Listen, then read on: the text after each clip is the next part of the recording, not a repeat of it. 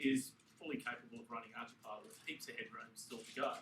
Now, Michael is fixing that for us, so now we finally actually have a justification for the F7 and the H7. So thank you, Michael.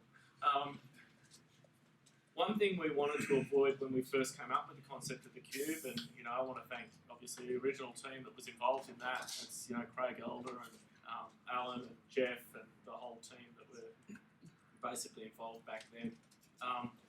Was we wanted to make as minimal change as possible.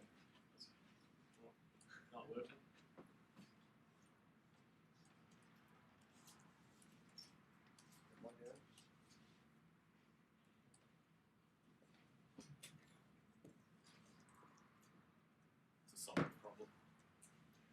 It's a hardware issue. If it doesn't work, it's the mic's actually on already. Just fix it in software. We have to do the dance before. Got it? Yep. Yeah. Compass dance. Yep. Yeah, where was it? Yeah. So basically, we wanted to make as minimal changes as possible to make it a stable platform that everyone could trust and everyone could move on with adding cool features without having to worry about does the hardware work. So we've tried to keep that theme going as much as we can. We've stuck with sensors for as long as we can. A introduction to everyone that hasn't caught up on what's happened in the last few pull requests for the Cube Yellow. There you go, camera's dead. And the Cube Orange is we're actually changing IMU sensors, not just one of them, all of them. We would have loved to have just done little gradual changes, but unfortunately ST and InvenSense have made all of the current sensors that we're using end of life. Last buy is basically it's the end of this week, isn't it? I think last buy for those sensors. So anything on your traditional Pixelk 1s or any of the derivatives of such, Pixelk 2, Cube, are all end of life, which is a bit of a pain. It is an opportunity, though. I've been talking with Paul about the opportunity of putting a 30G sensor on the main FMU. The advantage of a 30G sensor on the main FMU is not to get rid of vibration isolation. It's for when vibration isolation doesn't help. And there are cases where it doesn't help. We try and avoid those cases as much as possible and do what we can. But there are certain circumstances where IMU1 and IMU2 are not going to get you home. And this is another beauty of ArduPilot over any of the other options you have, is when IMU1 and IMU2 crap themselves out, the EKF, each EKF basically hands on to the next one. If you run out of EKF3 at this point, you're in a bit of trouble. But there's other fail safes for that, so you're all good. Put a parachute on it. Yeah, so that gives us the ability to handle those nasty vibrations. It also gives you the ability to characterize vibrations on a frame. Like if you've got a petrol frame, for example, that you know it's got bad vibrations, but you're relying on your isolation, hopefully they're still under 30 sort of stuff with that extra sensor, and try and make some good decisions about how you're actually going to, rather than trying to worry about it at the flight controller. On the actual IMU board, we're moving to the ICM 20948 as our secondary sensor, but it is our primary mag on board, if that makes sense, which hopefully you never use because mags on board suck. I don't think anyone would disagree. And then our primary sensor, we're moving to the ICM 20602, which is the nicest of all the InvenSense sensors as far as noise rates and stuff like that. Yeah, it doesn't have any great increase of range or anything like that. It just has some better noise characteristics and better thermal and all that sort of stuff.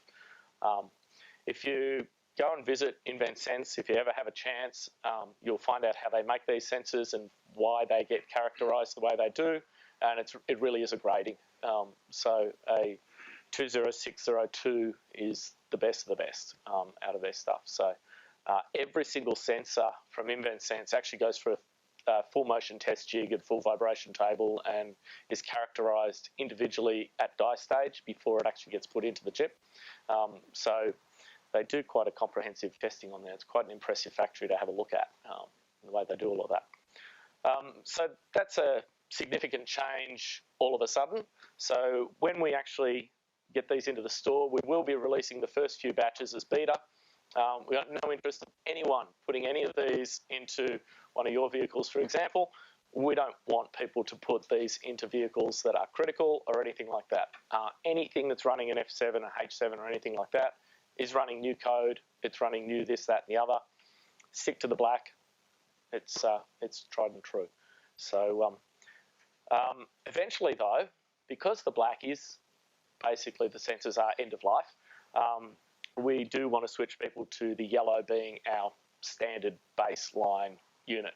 So once it's sort of got past that point where people are feeling a bit more confident with it, we do want that to be the normal one, and then the black one we'll try and save for people like Leonard's crowd, for example, that actually need something that's tried and true and reliable.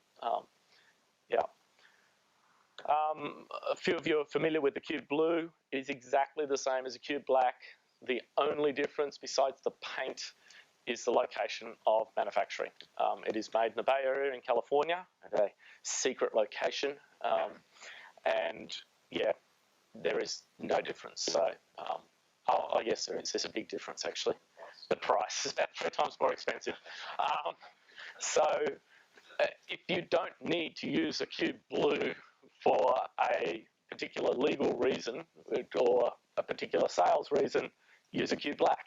There's no real advantage there. So it is purely because some people like to have things made in USA.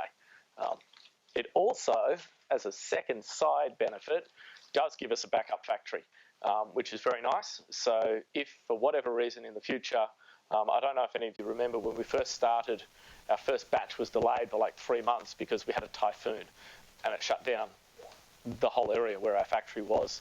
And that was really frustrating. So having that second factory gives us the ability to continue.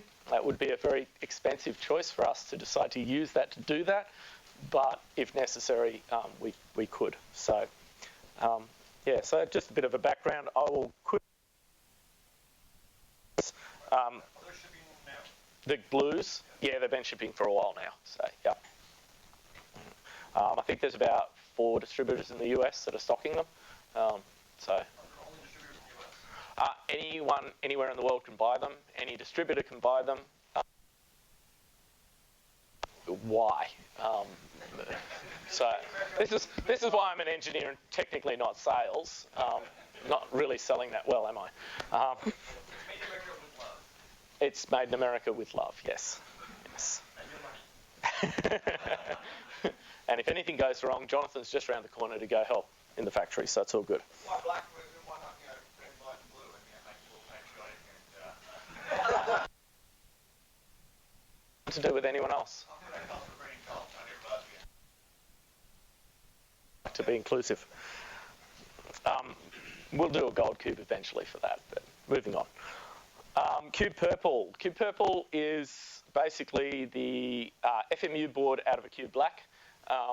So for those not familiar with the inside of a cube, you've got the FMU and you've got the IMU up top. So the IMU's got 2 IMU sensors on it. It's vibration isolated, heated, etc. And the FMU has 1 on it, not heated, not isolated. And you take the top one off and you've got yourself a Cube Purple. That's really good in like a little rover or something where you really don't care that much about a bit of vibration, or a boat, or a little foamy plane where it just doesn't matter. You don't need something big, you want something nice and little. The Cube Purple gives you that, and obviously on the mini carrier board, which I do have one there, the Cube Purple's sitting on the mini carrier board over there.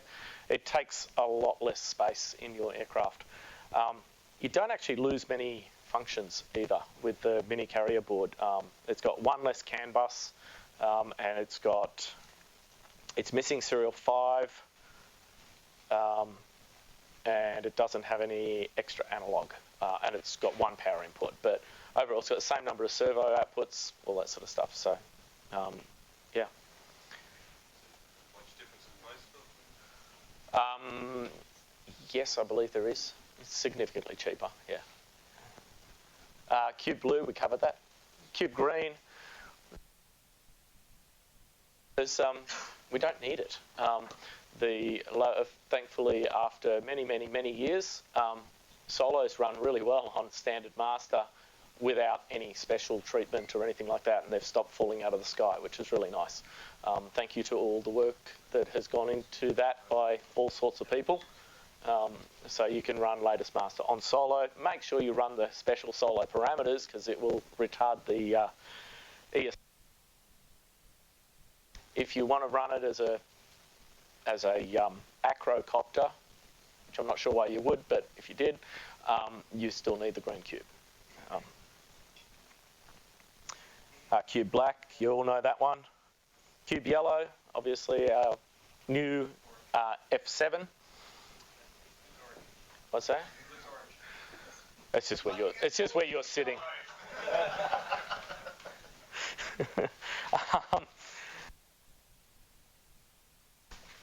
Which gives more room. Is that right? More room for scripting. Wasn't enough, so we thought we'd double the memory as well with the cube orange. Neither of they're not necessary to just run ArduPilot at the moment. There's all they allow you to do is idle faster. So, or you can idle it at 4 times the speed of the orange. What's the power consumption?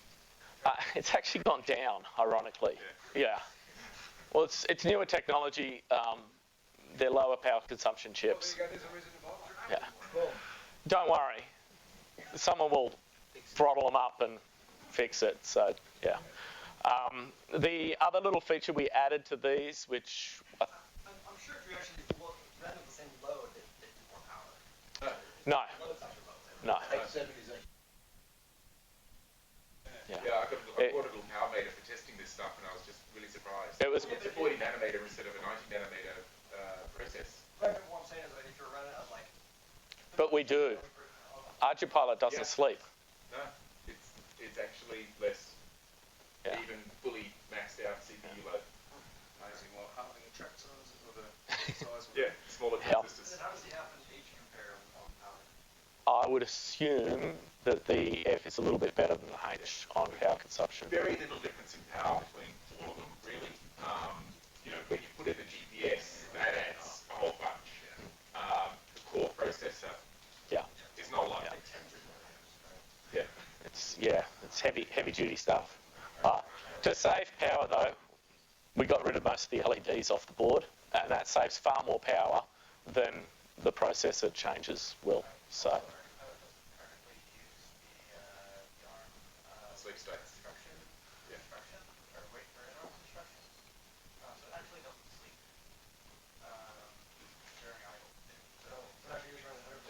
Yes. Could reduce the power considerably. I am thinking of looking into that. There isn't just one sleep state, there's dozens of sleep states in H7, and I'm looking at one of the lower latency sleep states to see if we can use that, and that will reduce the power consumption, and H7 will become the lowest power consumption by a significant amount if we do that. But again, all your peripherals are going to dominate. Yep. Yeah. It's not the processor. Would you put like the slate at that point? Would that mean you put all the peripherals to sleep? Rules to sleep while you're flying tends to have negative ramifications. Yeah, you can't wake up the GPS in the milliseconds you need to do it and get it to get locked again. It's not really these devices that you both are really worried about because your motor is already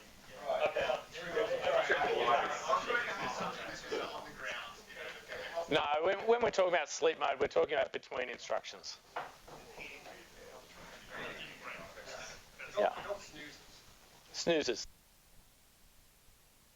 And that's why I sort of joke that with the yellow, that's what we're doing. Twice as much, yes. Yeah. That there because, it just finishes off the rainbow. Oh, yeah,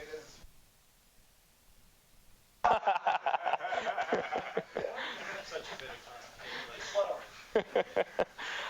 All right, so the Cube Red, basically, we've got more to come. We have no intention of bringing out a Cube Red in the next little while. We hope that now that the H7 is out the door, that a bit of the race to fastest processor between manufacturers is going to slow down a little bit, because it actually isn't achieving anything at the moment. It's not gaining anything. It's not gaining features. It's a little bit like the old megapixel race in digital cameras. You know, use what you need. There are some feature gains actually. H7, yes. And F7. Yeah. But beyond that, like, let's use them first. Are there any ideas of what you want to do in the future on Red, like squeezing a Raspberry Pi or something? there are lots of ideas. Yes.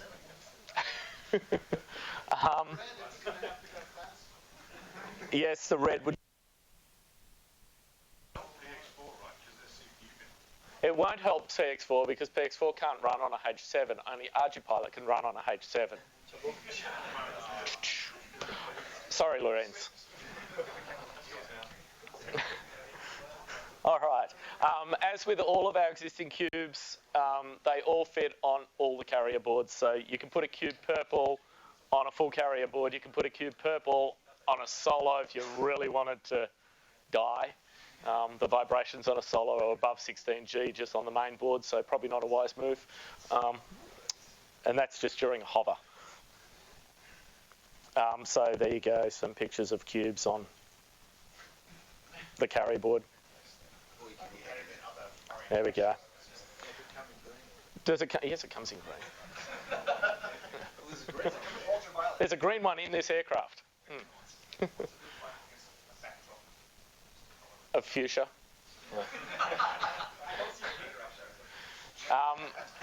We one day will do a pink one specially for Louis. But yes, I can't imagine that. Look, we did do a pink version of the APM 2.6.2 back in the day at 3DR. We were going to call it the Hello Kitty edition. It probably would have sold quite well. But then we sort of moved on to the Pixhawk 1. So that was the end of that. What's that? Unicorn.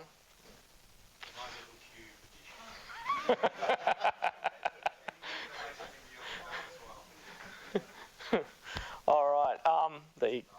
So yeah, look, some other things that are actually available now, sort of, only if you load SID's branch, is the good old Profitlist. They've been around, available for a while. But unfortunately, we've been keeping SID very busy with lots of other goodies, so we haven't actually managed to get that into Chibios. It's only available under NutX, so we're not really too keen on that. We want to get it in on Chibios. Apparently, we've moved on. Yeah, so the Profitlist, the way SID's done that's pretty impressive. He's got a whole little HMI that goes with it that allows you to program different functions to different LEDs where they are, and it's going to be good for doing nav lights and just overall bling. Bling is good. So you can see some of the functionality of the Profitlist in the GPSs down here. You've got the standard AP notify running up the top on those two here pluses, and then you've got down the bottom here V2 running on CAN, and it's got the Profitlist features added in, and that at the moment, how many features do we have in there at the moment, Jonathan? How many LED patterns do we have in there? Just the one? Well, you can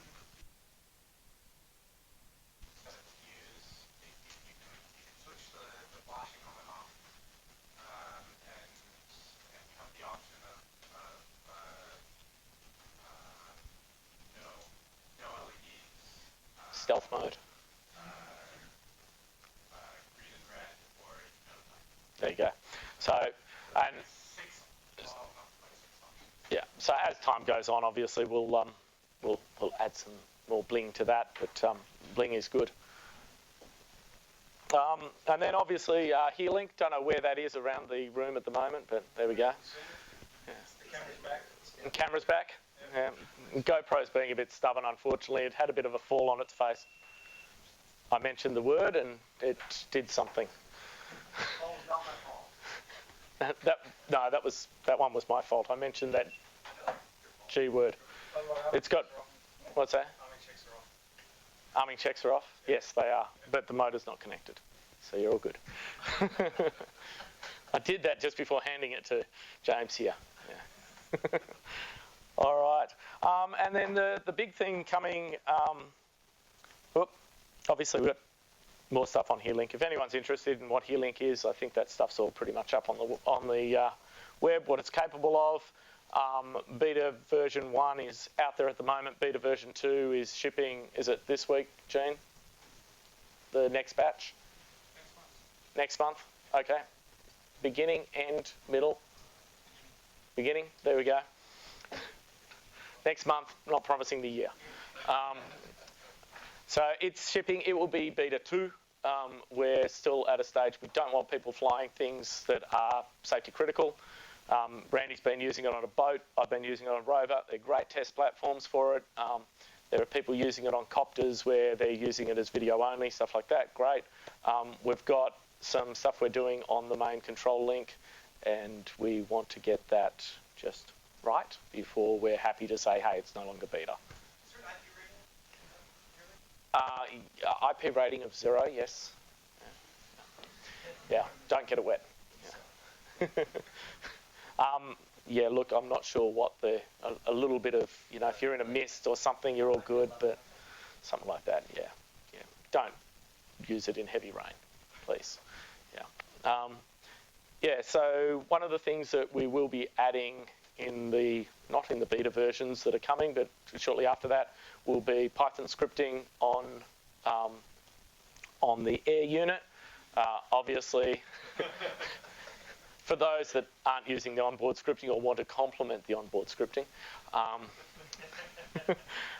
mainly for things like the solo smart shots, things like that. We want to add all of that side of things into the system.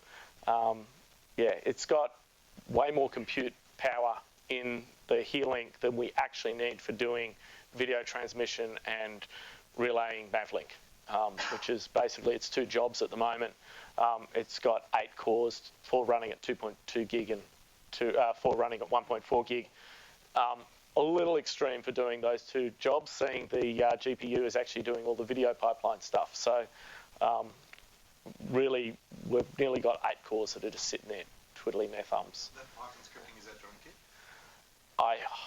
Is it DroneKit? The scripting, will it be DroneKit? Yeah, which is good. Yeah, so which I think there'll be much more talk on that topic soon. Yeah.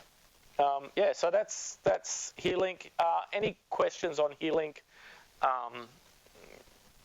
Feel free to ask me, Sid, or Jonathan, or Gene, or anyone. This year we're having a conference again at the end of the year. Obviously we are rebranding at the moment, as a bunch of people might have noticed already. We're sort of dumping the hex and the Profi CNC and the confusion over who's what and which and whatever, and we're moving under an overall banner called CubePilot. We're focusing on the fact that our autopilots are cubes, there's something radical there. Something common between them.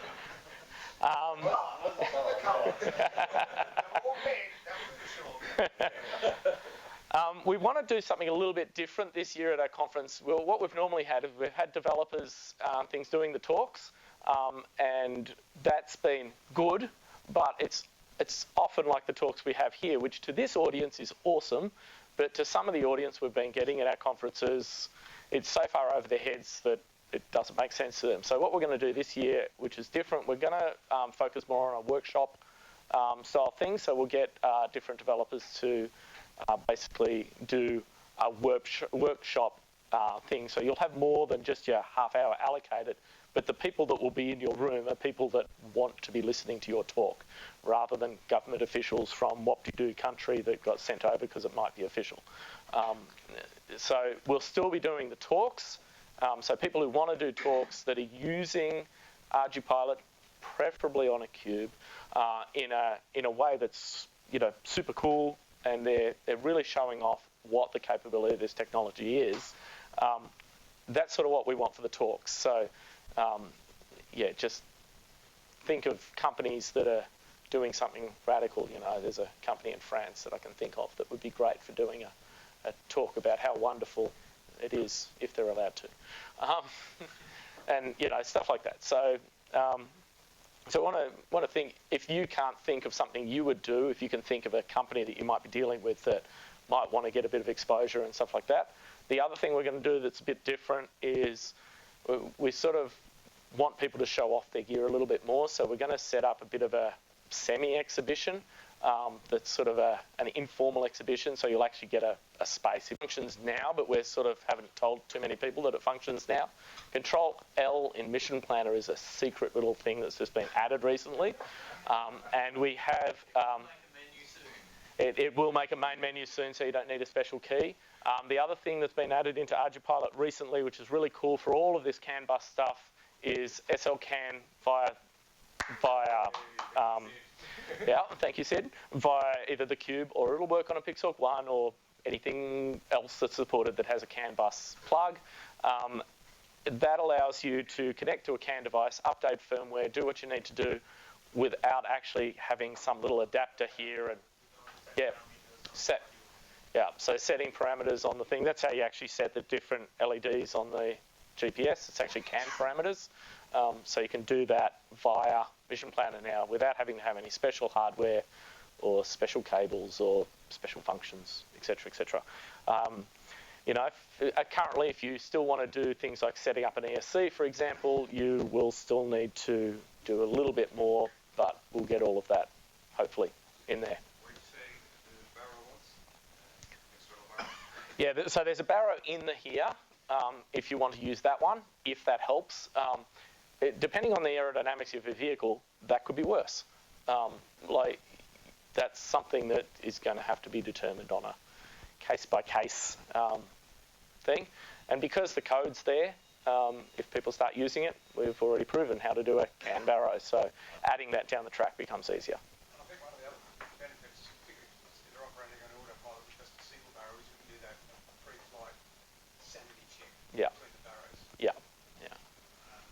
Yeah. So obviously on Cube we have that advantage, but other autopilots don't. So yeah. Is the purple on its own carryable? Yes, but the other cubes will fit on the purple carrier? Yes. Yeah.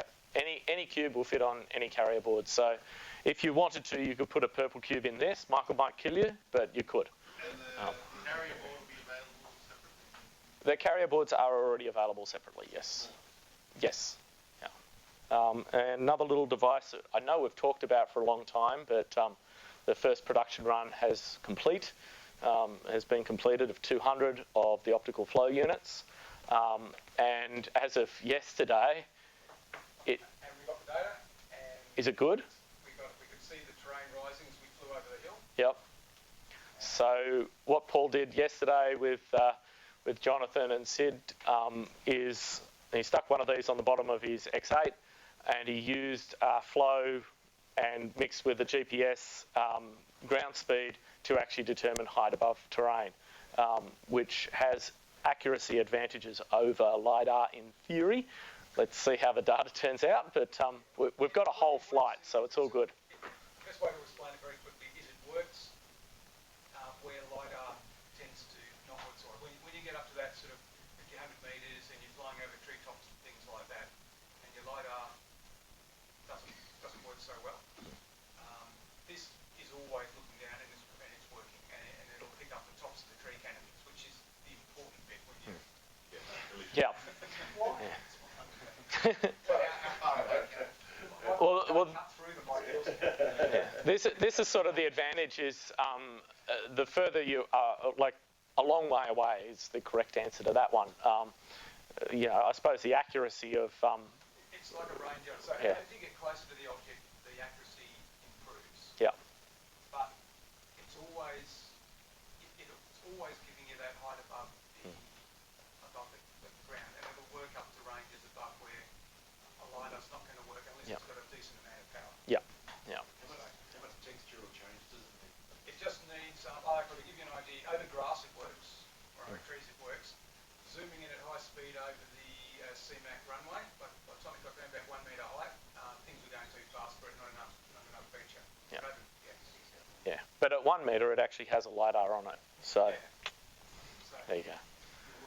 The LiDAR on this, I do just want to mention for anyone who's talking with anyone about this thing, this little time of flight sensor on here is by no stretch of the imagination designed to replace like an SF-11 or something like that. You want a LiDAR, go buy a LiDAR. What's the nominal range of that one? Indoors, up to 4.5 metres. Outdoors?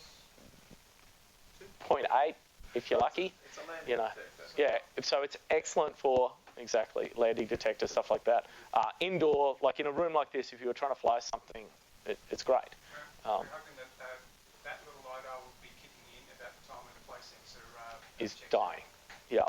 So yeah, it's not just copters that this will be handy on. So that's the B530LX or whatever. Yep. The 0 or the 1? The one, the long range. Yeah. The long range gets a metre.